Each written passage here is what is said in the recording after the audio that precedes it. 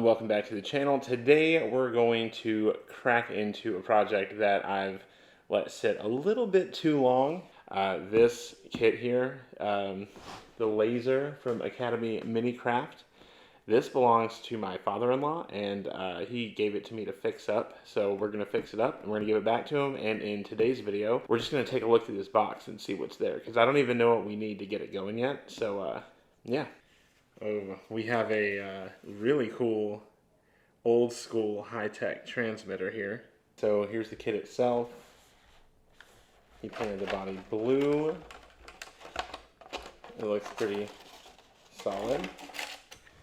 And in here we've got kind of a little bit of a mess of electronics. Looks like he's got a nice 540 motor in there and some kind of upgraded rear shocks going on there. I wonder if those are, if we can rebuild those and keep those on there. I mean, even if we don't, it's like they work, but I think they were oil filled. And then we have these front shocks here, which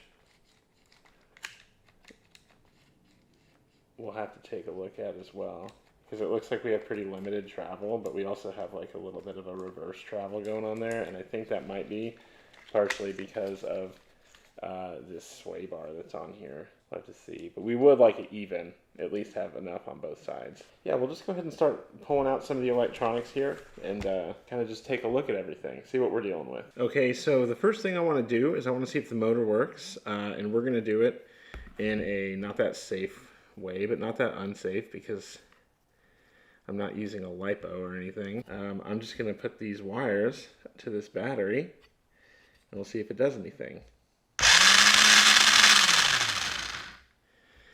Okay, it works. So we won't have to worry about the motor. This kit was manufactured and sold, maybe it was manufactured earlier, but I know it was sold in 1988, according to the manual and some things I found online. But honestly, there's not a whole lot of info available for this guy on the internet. I really had to dig.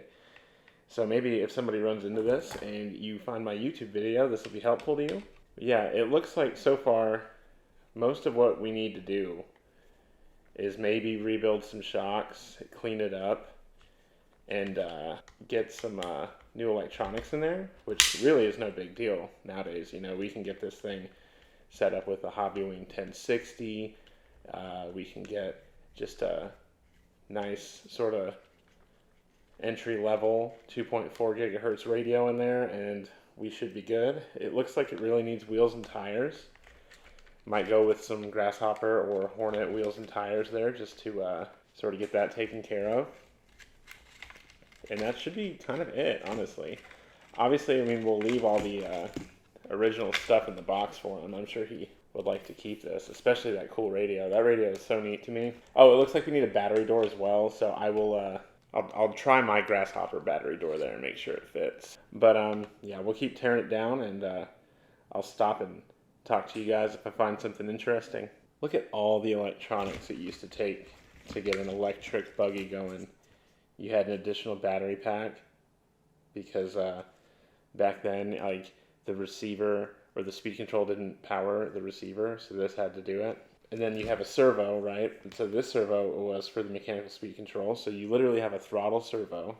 You had this mechanical speed control. So what would happen is the servo would drag this wiper over these contacts, and then you had this resistor here, and this guy would get super hot. But you could kind of run whatever motor you wanted. Just this thing would start to like melt, basically. All of that's out. And now we've got kind of like a clean chassis here. Obviously we need some motor connectors. No big deal there. Could put anything there as long as we can get it connected to the ESC. We're nice and open on top though. We don't have anything. I figured we can try to use the steering servo that's already in there. The front shocks, right now we don't really have any suspension travel. That is due in part to the sway bar, and I've noticed that these collars are completely loose, right? So, you know, if they come down just a little, let's see if I can do this, you start to get some suspension travel back. I think just right now there's just not enough preload to actually, like, it just sits flat. And the rear end, like, this back end works pretty good. It seems like the diff is working nice. I think we'll go ahead and we'll try to see if these shocks are rebuildable. Look, he's got ball bearings in there. You love to see that. Okay, so Here's one of the shocks removed. I already took the collar and just slid the spring off the top. And I just want to crack it open here on camera. Is there any oil inside? Are there seals?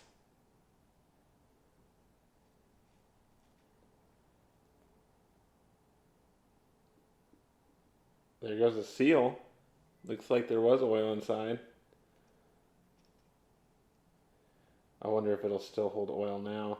Alright, so you guys already know that I'm going to hit it with the green slime here. I polished the shaft up a little bit. There's still some black on there from doing that. But and I did already get some green slime on these O-rings here. Judging by the way that everything looks in here, I actually think that this will still hold some oil.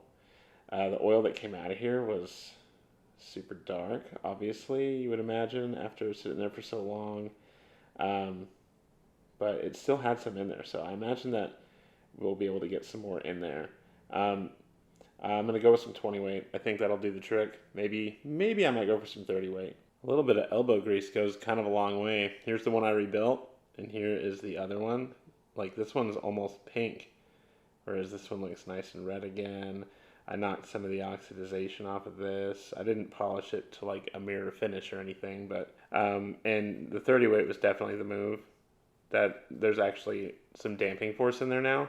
I feel like a shock like this from this time isn't going to be as smooth as the stuff that we use today, but I mean that feels really good to me. So I think these will hold the shock oil, and I think that they're going to be able to stay on there, so that's pretty cool. But look at all that. Just old dirt. There is some oil inside. Look how gnarly it is.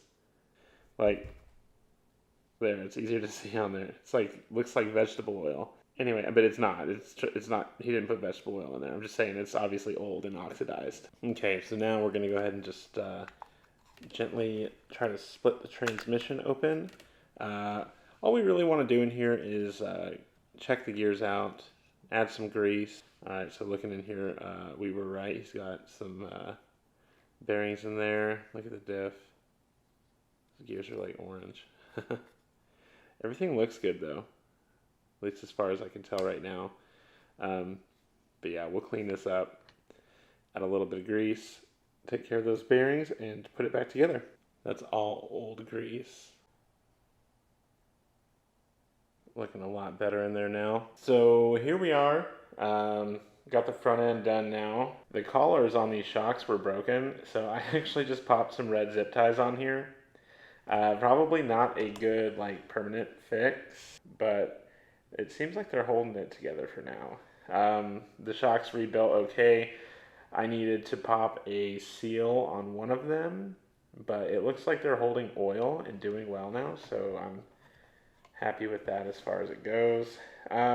And yeah, overall, if we look at the whole thing, I mean, we rebuilt the shocks and we've checked all the bearings. Those are all good. We're at a point now where I just need to source some electronics, get a battery door for it, and paint up a body, and I think we're ready to go. There is some wear on it that I found. If you look down here, see a little bit of cracking on the chassis there. So I was just careful tightening those in. I mean, obviously the fix would be to buy like a Grasshopper chassis or something, but I think that that's not bad enough to really worry too much about at this point. That's the only wear I've really seen on it other than these parts being broken. So anyway, that's it for now. I'm going to find some electronics and get them in there, and we should be able to at least run it soon. But yeah, if you like this video, give it a like. If you like this type of content, subscribe. And yeah, we'll see you for the next one. This should be a lot of fun.